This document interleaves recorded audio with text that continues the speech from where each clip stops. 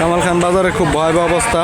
এখানে দেখতে পাচ্ছেন কয়েকটা দোকান বলতে এখানে একটা ডাক্তারের ফার্মেসি ছিল, একটা মনিহারি দোকান ছিল,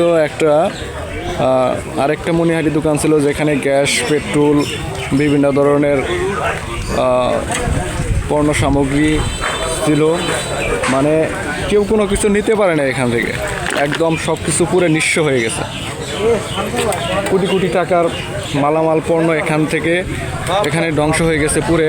আসলেও আগুনটা লাগছিল কিভাবে সেটা আসলেও কেউ আন্দাজ করতে পারেনি যে কিভাবে লেগেছিল আগুনটা। হঠাৎ করে রাত 2টায়, তখন তো মানুষ ঘুমন্ত অবস্থায় ছিল। সব কিছু একদম দেখতে পাচ্ছেন নিঃস্ব, কোনো কিছু নেই, একদম পুরাটাই সব কিছু শেষ, একদম পুরে ছারখার হয়ে গেছে সব কিছু। তিনি একজন দোকানদার, আমাদের বিমল দা, উনি একজন হোটেলের মালিক। ওনার মুখ থেকে আমরা শুনবো আসলে কি এখানে কিভাবে কি ঘটনাটা ঘটেছিল। বলেন তো আপনি। এখানে রাত্রে 1:10 সময় লোক